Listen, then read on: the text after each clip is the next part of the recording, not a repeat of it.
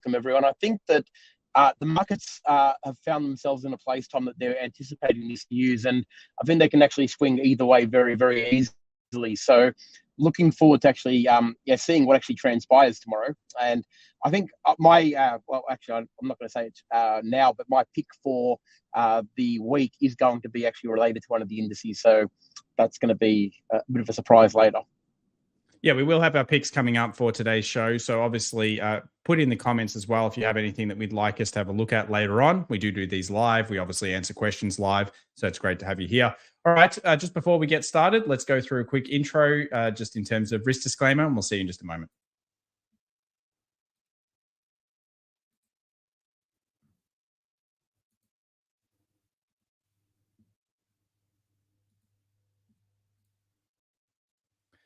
All right, so this week, obviously, a lot of people will be looking at this chart, and I thought it was an interesting place for us to start, Tyrone, which is it's going to be crypto and Bitcoin here. Obviously, taking a big hit is a pretty big deal.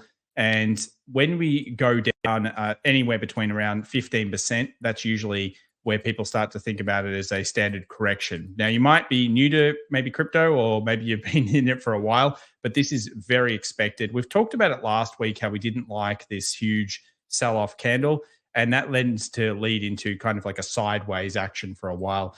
I've kind of marked out some of the zones that I think are the strongest moving forward for the Bitcoin, and obviously this usually means when recovery happens on any of these coins, specifically Bitcoin, usually it kind of bases the rest of them as well.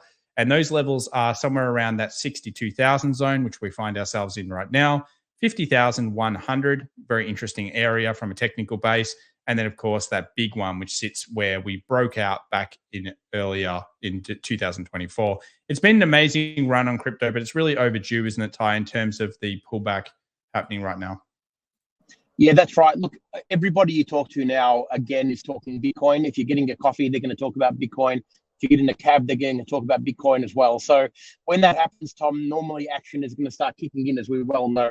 So I agree. I think that look, the pullback that we've already seen is reasonable. I think, and what we've said about Bitcoin for a little while now is it is becoming very technical from the standpoint of charts actually making sense. Pullbacks are making sense. Levels are making sense. And it makes it a tradable proposition now, far more than it used to be. So it's getting a lot more attention, isn't it? And it's certainly one of those ones where it's going to be anticipating news, probably just like the indices are. And something is going to certainly crack on it.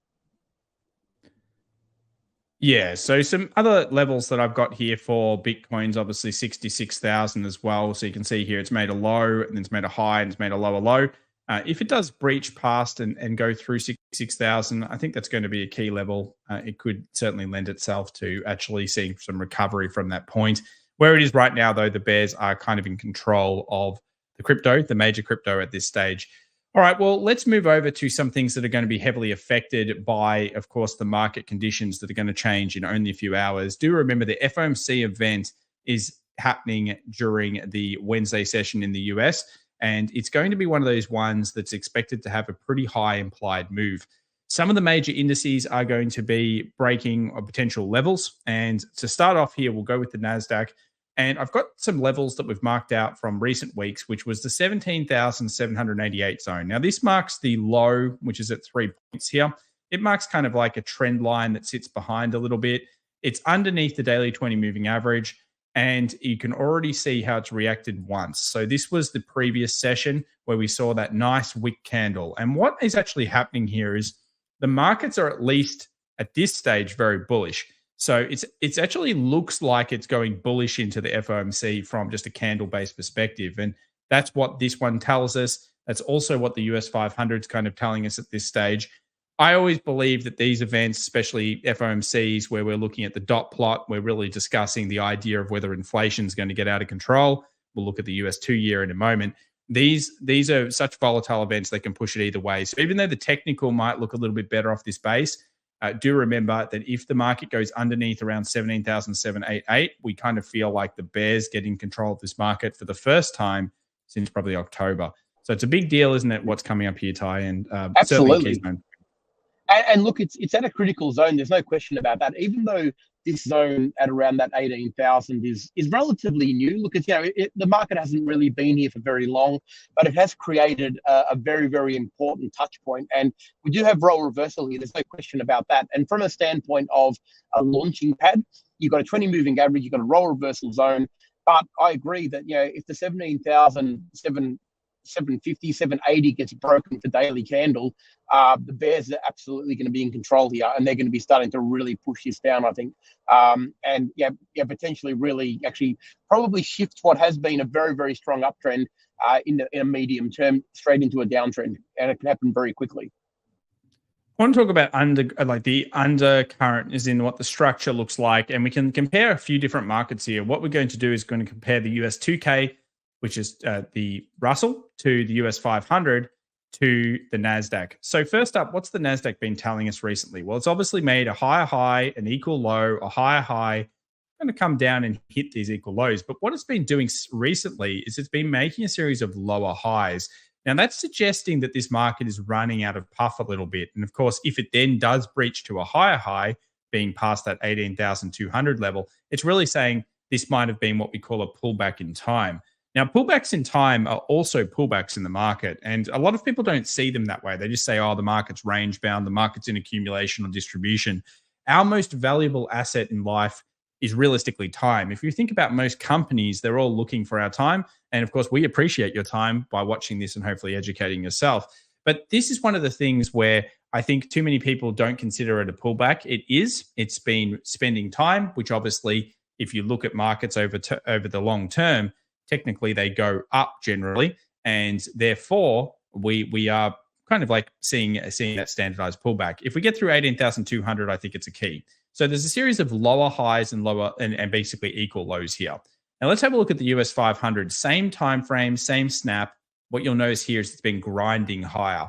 So it's actually making slightly higher highs, and at this stage hasn't really made a lower low. And you'll notice here that we've got some key levels marked out: 50.93, 50.51, and then of course this 51.75 to 5200 zone. This is basically the key resistance. This is where there's a lot of options. There's a lot of resistance in general on the charts. There's huge amounts of things going on. And then underneath this, the HVL price, this area here is going to be where I think the bears start to get control of this market. And underneath 50.50, that opens the floodgates. But it's a totally different market. What it's telling us actually is that we've got rotation going on, that maybe the semiconductor market and the big tech stocks are having a breather. Meanwhile, we've got the US 500 still grinding higher. So it is in a technical bull trend. The last 24 hours certainly had some nice rallies on them. And yeah, I mean, it really does come back down to today. Your thoughts on the US 500, Ty? I know you're going to say 20 moving average, so I'll put it over there right now. Absolutely, yeah. Look, that's what I'm going. It's my go-to moving average, as you know. And look, realistically, the 5,200 is going to be an extraordinarily important part of this movement here. It probably leads me. I'd actually, let's not talk about the S&P 500 for a moment. Can we go to my pick of the week a little bit earlier than you probably anticipated, which is actually the Russell 2000? Because I think that's the one that I'm really, really anticipating is going to lead the way in terms of what the S&P is actually going to do. We've spoken on this a few times now, where the Russell 2000 to me is a better barometer of the US market in terms of how many stocks actually make up that index, and how many. It's a real reflection of what the economy is actually doing. And to me, it's certainly it's the weaker cousin of the other two indices at the moment. Now, yes, it's a little bit more volatile. It does move a little bit more aggressively now in the recent moves. But to me, it probably looks like the weakest. And I think it's got the most to probably lose if we do get a bad FOMC speech. I mean, if they start really ramping up inflation talk and all of the jazz, it's going to make the market kind of panic a little bit. I think the Russell 2000 might be the one that actually leads the way to what could potentially reverse those trends. So I think, from the standpoint of having it on your chart, I think it's a really important, even if you don't trade it, I think it's really important to have it a little bit like the VIX top. Like this year, the VIX is a very important indicator for not so much trading, but actually seeing where the market may go. And at the moment, I think Russell 2000 is probably that barometer where you don't necessarily have to trade it, but I think you want it open on your charts and have it on your list to see if it does actually break. Because believe it or not, it does actually lead And the other two, sometimes when they're working perfectly, you'll find that this one actually does lead the S&P a little bit quicker than you'd anticipate.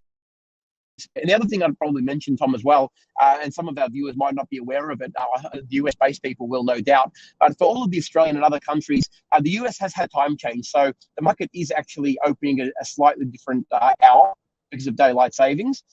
And it's going to shift again in a couple of weeks. So just be mindful of that if you are, staying up to watch the FOMC or you are trading the US market, the opening and the closes are a little bit different. So it's something to be aware of.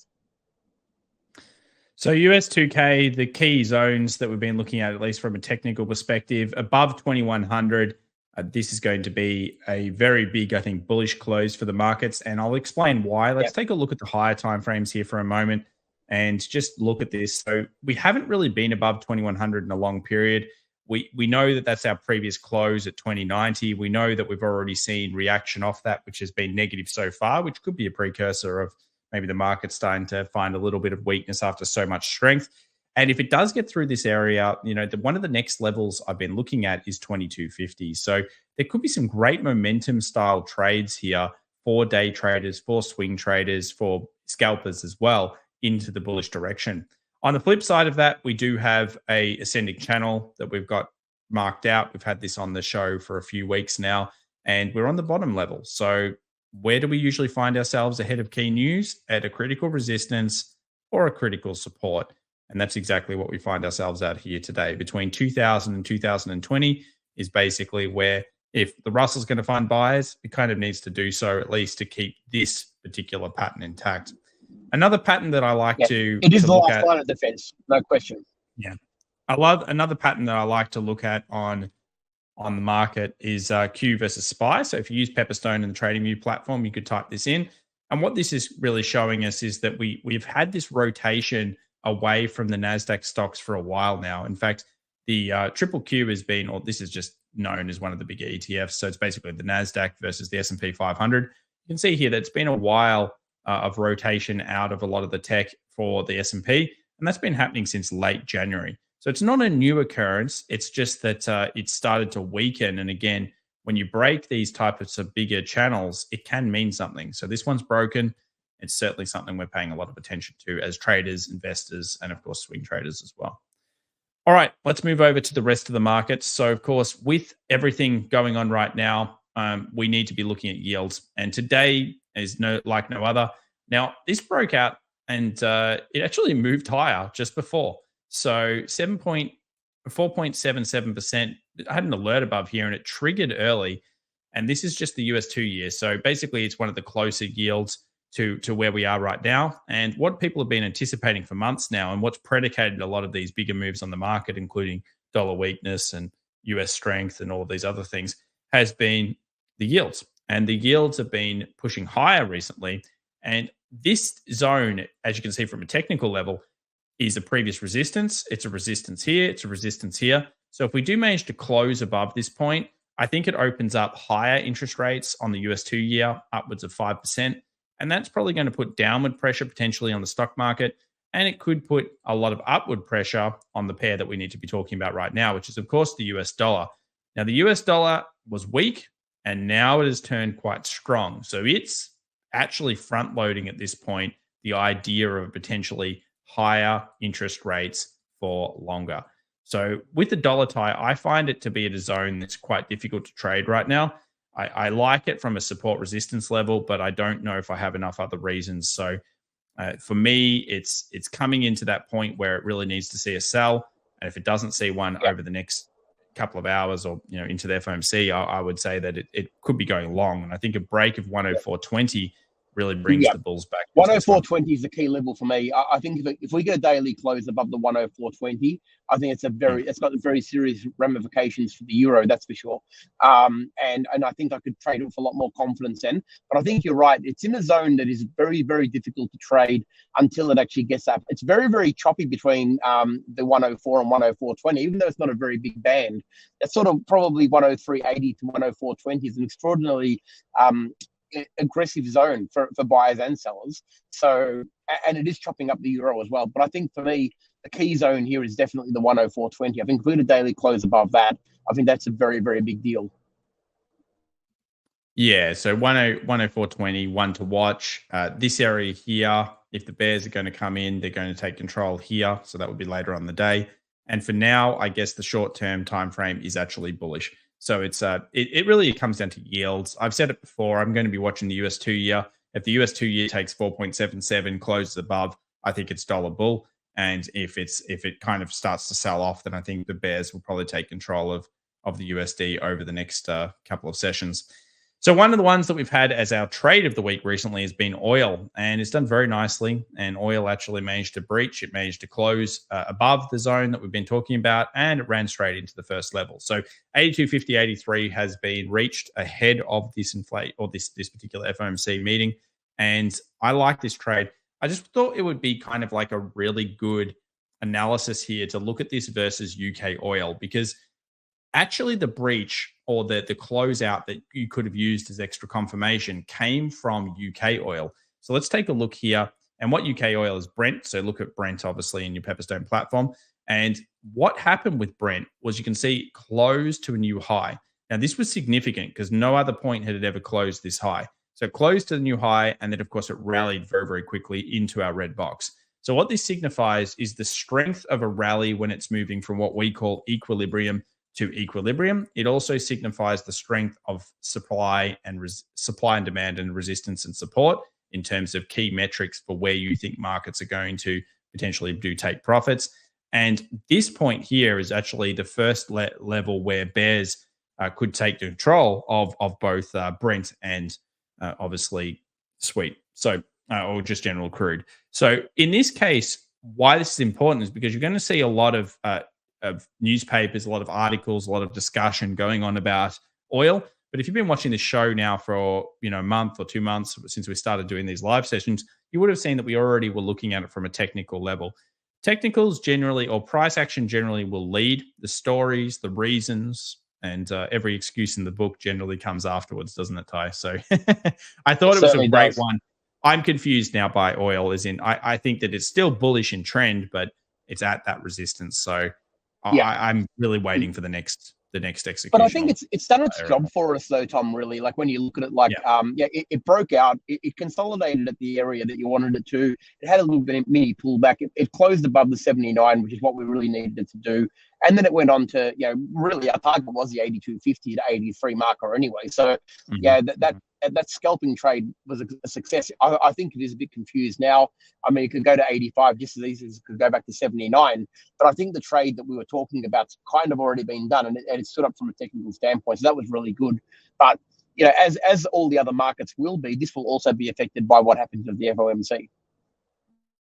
Yeah, they're all going to be affected. So I expect things to look quite different after this live recording. And what you're looking a lot of the time is to actually do this, to have patience to react after the position has made moves and not predict. And why that is because what you'll notice with this particular bit of news is you get a release, and then half an hour later, 30 minutes later, you get a press conference. And that press conference can completely change what the bit of news is interpreted as. And Jerome Powell is well known to do this. If you've been watching markets, he says things, and then all of a sudden the market will go off in the opposite direction. Actually, what's happening is it's usually what we call liquidity grabs. And liquidity grabs are well known to take stop losses and particularly hunt levels behind highs and behind lows. So for an example, we have a little high here. It's possible that Brent could do this and then sell off. And that actually would be a fairly good trade in itself. Oftentimes, it pays to be patient and to look for the great opportunity after it's occurred. And you'll find that there's a certain system that you can apply that does really work well around those times. Thank you very much as well, Monica. She says, great call on copper and oil. Yeah, well, I mean, we did make the call, but actually it was thanks to one of the members here at on the Pepperstone platform where they were suggesting copper, which we'll just go over to in a moment. And they were saying, look at the excellent setup. And that actually happened weeks ago over here. And I remember we can go back and have a look at the lives. And it was at the end of one of the sessions. And they mentioned, copper looks like it has a really good technical on it. And it certainly did. And at this point, copper has broken through the resistance. It's pulling back down. And it's getting closer now to one of the big key levels of role reversals. This is where the resistance becomes support. And again, 2 or 3 weeks ago, no one was talking about copper. Now I'm seeing it being mentioned, although much less than oil And copper is actually known as a bit of an inflationary kind of metal. So if it's moving up, it shows that there is inflation still around at this stage. All right, next one, gold. Everybody likes gold, and at least at the moment, everybody's really liking gold. I think this is the pullback it had to have. And what it is it's more than likely at this stage creating what we call a flag, which is generally looks something like this. So it's a series of lower highs and lower lows within a compression zone. And in many ways, that is what we mentioned before, a pullback in time. So I think gold is still looking pretty strong on the charts. We've got that really nice rally that it's come off, and it's taking a bit of a breather for now. If gold manages to take a new high, which would be at the price of around 2188, I would say it takes out 2200 pretty easily. It stopped just before that for a key reason, and we could be moving quite strongly. So I think gold is more of a kind of a momentum play at this point, and a flag is always a momentum-based pattern, isn't it, Tyrone? With a big pole. It is. So let's take the Absolutely. poll. Yeah.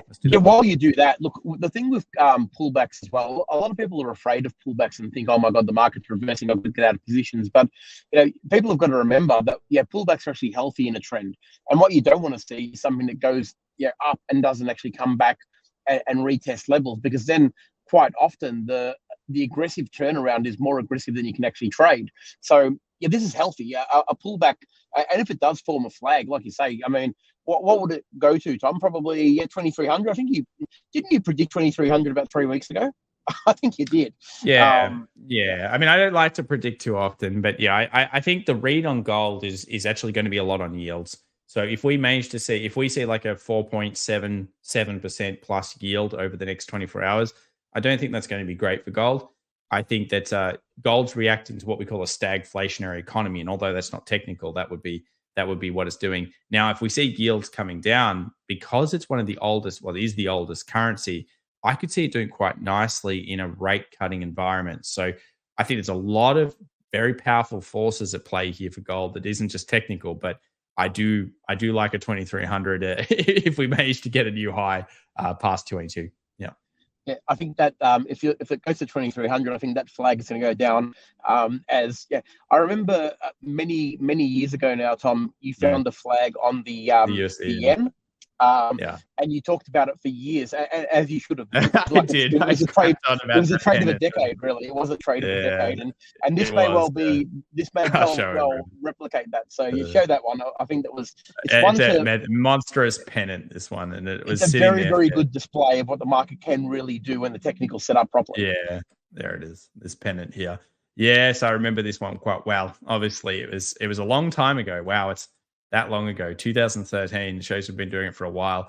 But yeah, I absolutely spoke about this for years and years and years. It took me a while to see it complete, but this was actually just to show you the length at which this thing played out from.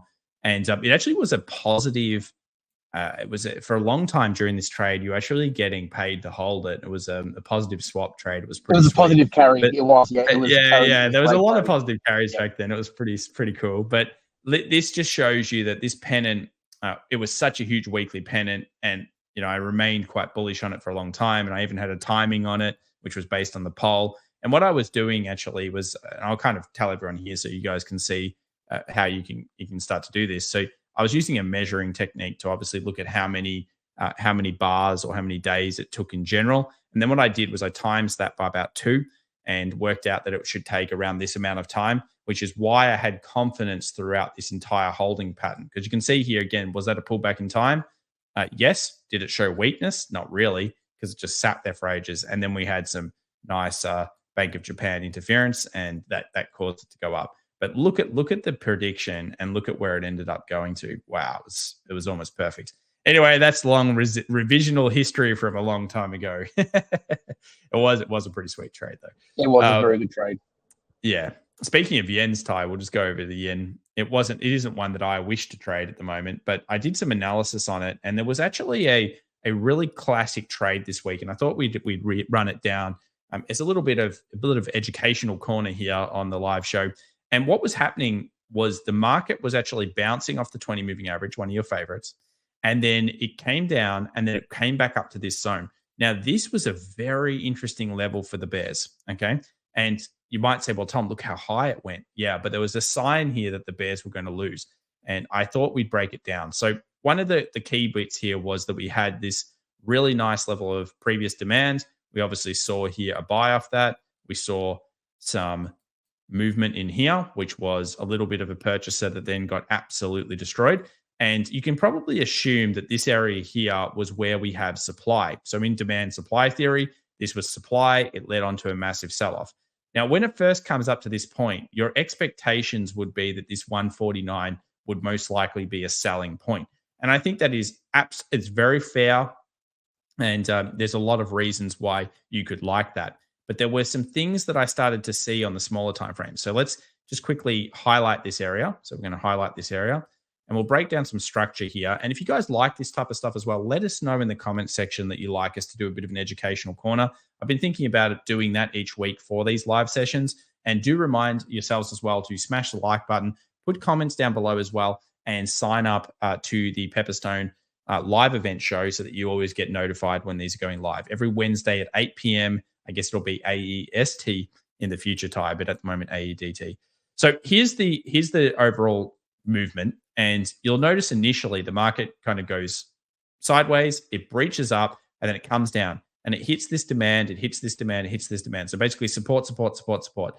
It kind of holds there for a while. Now that's okay. If you're really going to see a heavy short, what it should have done is done something like this and then just gone, right back down. So the supply obviously didn't do much, but it just sat there for a while. And what you'll notice is that it wicks off this low and aggressively buys up.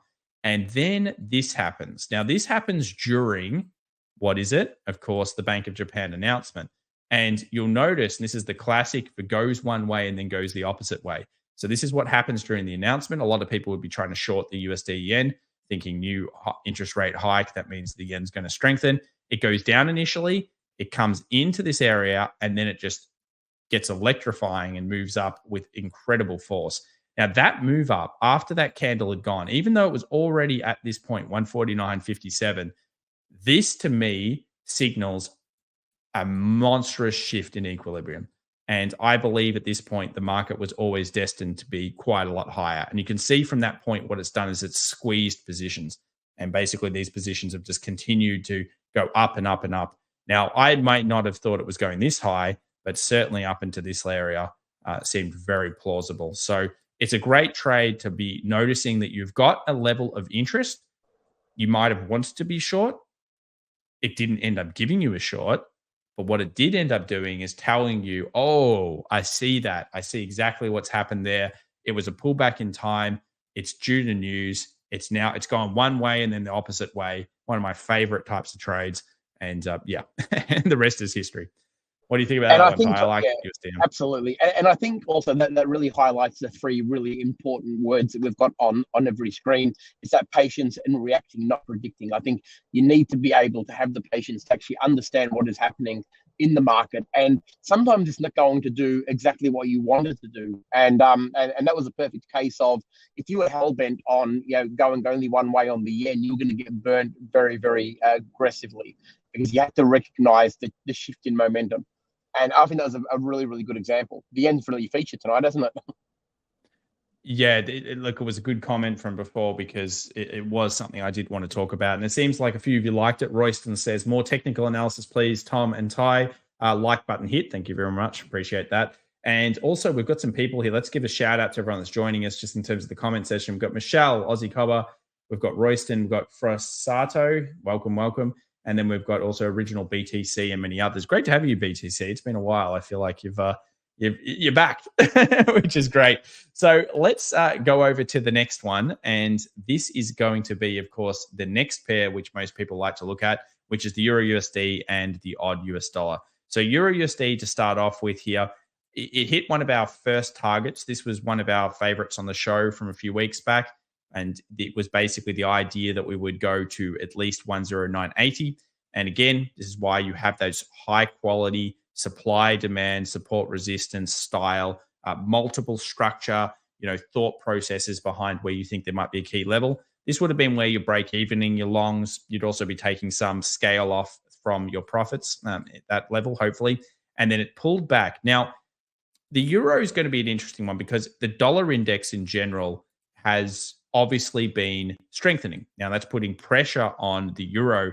And for now, it's been making a series of lower lows and lower highs. And you'll notice here it tries to get up and fails. And you can see I've got a little blue line here around the 108.75. In my opinion, anyway, a very important equilibrium zone.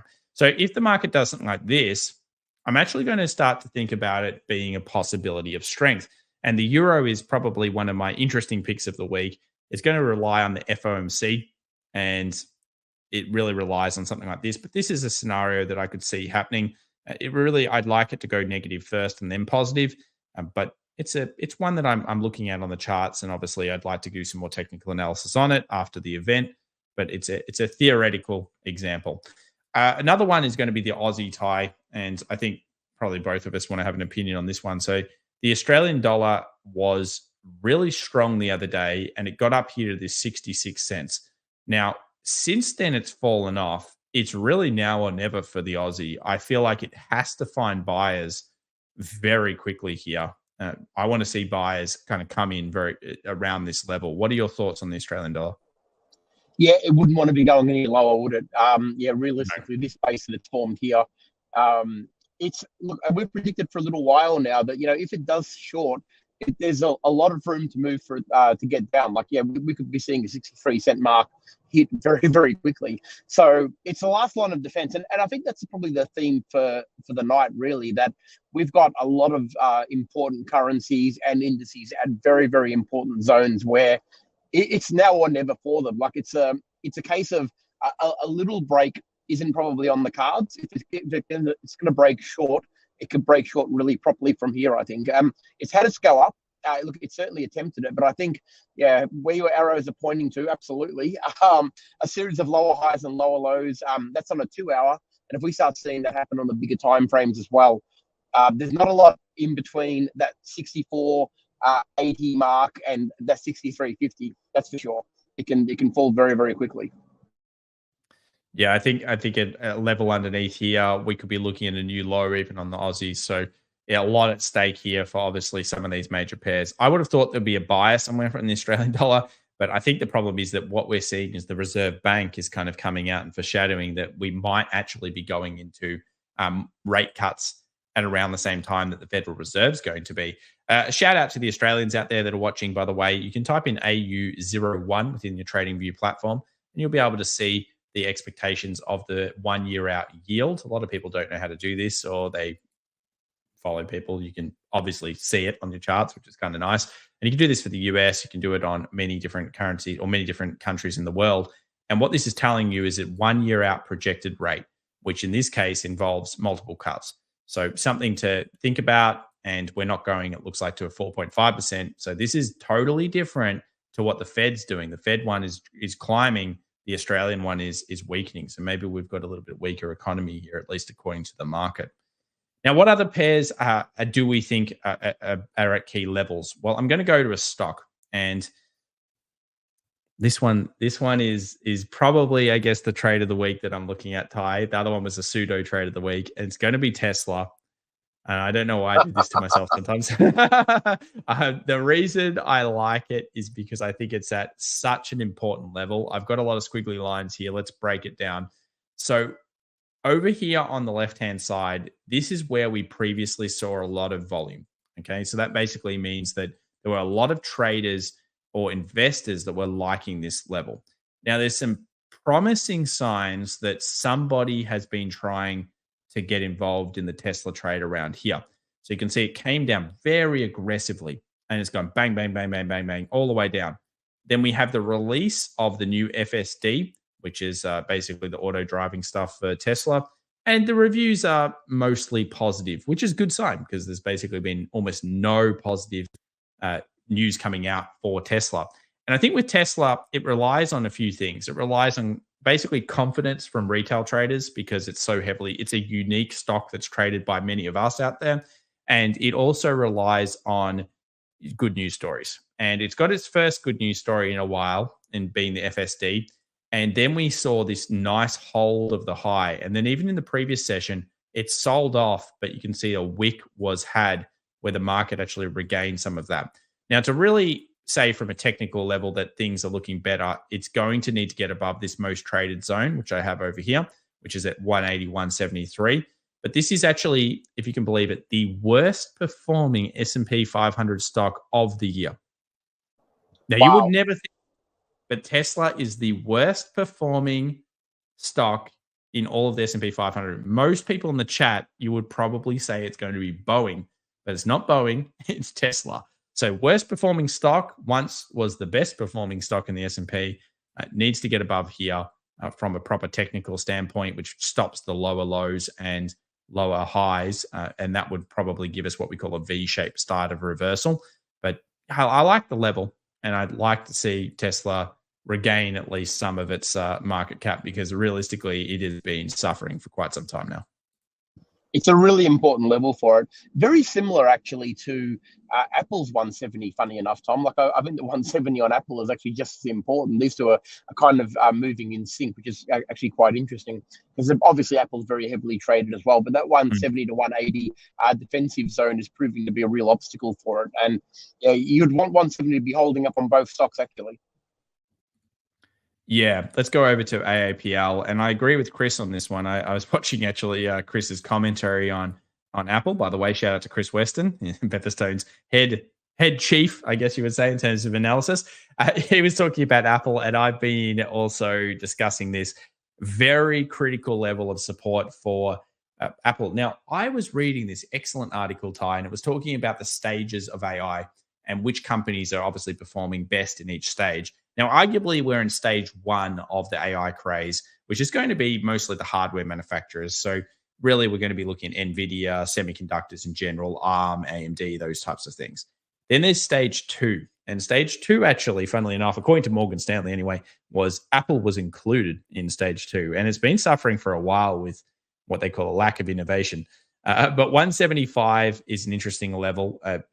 Really, the 168 needs to hold up. But one of the things I love about being able to look at stocks is to look at their relative performance. So if we do Apple versus the Qs, which again is just a NASDAQ, you can see here that the performance of Apple is actually horrendous versus the NASDAQ especially the last kind of year. It's really bad. And it's gone back to 2020 performance. So really, this is telling you that hopefully Apple is starting to feel like it's in a bottom. I think it's too early to tell from a technical level, but it's a very interesting ratio. And I do love looking at ratios. And I think a lot of beginner traders, novice traders, even advanced traders don't use enough relative performance kind of metrics, which helps you to define, I guess, whether something really is super expensive or not. And Apple, at least on the surface here, is not doing anywhere near as well as it did in the past. Question from Royston, Ty, and also put through your questions. If you have questions and you want them answered, put them in the chat right now. Also, as a reminder, give it a thumbs up and links down below if you want to keep watching these live shows and get announcements for when they're coming out. Michelle says, gotta love a bit of Tesla. Royston says, Tom, the Aussie USD, let's go back over to that for a second here.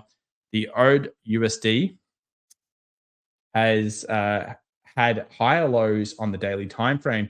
Looks like it deserves to go higher. Yeah, I would agree with you on the idea that it has been making a series of a low, a high, a lower low, a higher high, a higher low, and then kind of a higher high. So that's why I'm saying this is such a critical level. I'm not kidding. I do think it's a very critical level for it, and we're going to find out a lot about whether the Australian dollar can hold this current switch of trend towards the bullish side. But yeah, for me, it's such an important level. You could also consider it an inverse head and shoulders, and this was the breakout. So here you've got your left shoulder, your head, your right shoulder, and you're trying to get that to go up. But that's why it's at the point it is critical.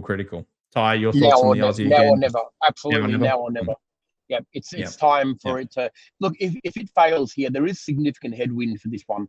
But it doesn't mean that it can't break it, but it needs to break it now. It just can't. I don't think it can sustain another pullback below 64.80, Tom. I just don't think it can. I don't want it underneath there. It would have to be incredibly short-lived with a monstrous wick. And as I often say, and Ty does as well, wicks equal excitement in the market. If there's no excitement and it just kind of closes underneath there with a big close, again, new lows could be had on the Australian dollar relatively soon. So that brings us pretty much to the end of today's show today. We've gone through two of our top picks. I think Tyrone's one was the Russell 2000, some critical levels for it. We've gone through some nice levels on, obviously, the S&P 500 and NASDAQ as well. And then we covered off on dollar being kind of in a tough zone, oil being at, of course, that key level, and whether Tesla or not can hold. We want to wish everyone a good luck in the rest of the week because I do expect it to be relatively volatile. This is a very pivotal point. I cannot stress it enough. Neither can Tyrone in markets. We say it kind of quite regularly, but I think this one really does matter for the potential continuation of the bullish run or not continuation of the bullish run for now for the US 500. So yeah, a lot at stake, key levels, and certainly we'll be on the lookout for some opportunities. So good luck out there. Thank you very much for watching. Tyrone, do you have any words of wisdom for everyone this week? Any good quotes that you think people need to know? I don't know about words of wisdom, but look, I'll certainly reiterate what you said. We really do appreciate you joining us all, even though we've always got something to talk about. Every week something's happening in the markets, but we do appreciate that you're giving us your time and your support on this channel. Again, like Tom said, don't be afraid to let Pepperstone know what you want us to cover. But probably, if there was going to be a word of wisdom, I would say that trade with extreme caution if you are trading over the next 24 to 48 hours, because there is going to be significant moves in the market that are anticipated. So just trade with caution. And probably keep your trades relatively short rather than try to set long-term positions right now. Probably keep them relatively short and let the news get out of the way and then join in an existing trend. I think that's the important part here. It's probably not the time to be setting a long-term position. Keep them relatively tight and look after your stop losses. Make sure that you've got them covered. I'm going to leave a quote here. It's from one of my man Stanley Druckenmiller. He says, Bitcoin is like anything else. It's worth what people are willing to pay for it. I love that because, yep, that is pretty much life. Whatever, it's confidence or fear. That's what we're looking for in markets. So it's worth what anyone is willing to pay for it. And that's pretty much the way it goes. Thank you so much for watching. We'll see you in a week's time. Good luck out there, everybody. We'll leave you with the outro. Thank you.